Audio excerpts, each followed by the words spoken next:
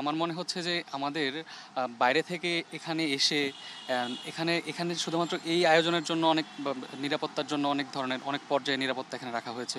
যেমন হচ্ছে এখানে এক্সট্রা গার্ড রাখা ছিল, পুলিশ রাখা ছিল, আর আশেপাশে অনেকগুলো সিসিটিভি নতুন করে লাগানো হয়েছিল। তো এগুলা জানার পরে হচ্ছে বা হচ্ছে কখন আমার মনে হচ্ছে এটা পরিকল্পিত।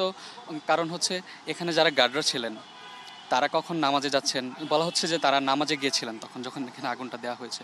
তারা কখন নামাজে গিয়েছেন তাদের উপর হয়তো বা আগে থেকেই নজরটা রাখা হয়েছিল, তারা কখন যাচ্ছে বা হচ্ছে এখানে কখন আসলে তারা তাদের উদ্দেশ্যটা পুরোপুরিভাবে হাসিল করতে পারবে।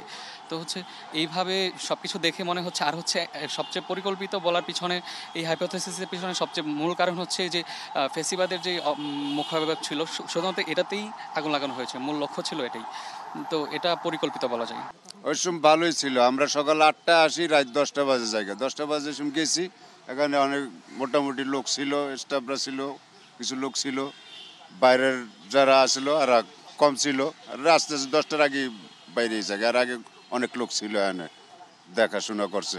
তারপরে আমরা যখন 10টা বাজে আমরা কাজের থেকে গেছি, যাওয়ার পরে এই জায়গা পুলিশ ছিল বয়া, আমরা ওই সময় গেছি একদম কমপ্লিট ছিল। না না না, এরকম এই ধরনের কোনো ই যাই। পরিবেশ খুব ভালো ছিল। অন্য দিন তো কাজ করে থুয়ে যায়, প্রতিদিন তো আজকে একদিন দুদিন কাজ করি না, 20 দিন পর্যন্ত কাজ করে এটার ভিতরে শ্রম দিছি, বহুত লোক এনে কাজ করছি আমরা।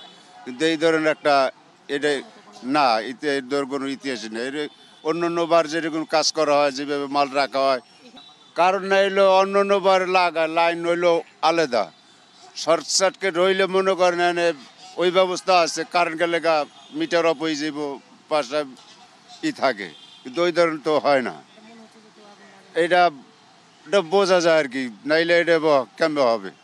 আর আমি দেখিও নাই যে কার কথা বলবো, গাবি মারি আল্লাহ জানে ভালো কারা করছে, যেই করছে এটা আল্লাহ সৃষ্টিকর্তা জানে। কিন্তু বোঝা ছিল এটা কষ্ট করে যারা করছে এটার জন্য কাজ করবো, কার মনের ভিতরে কি আছে এটা বোঝেন না। অন্য বার ওই মালগুলি থাকে, কোনো সমস্যা হয় না।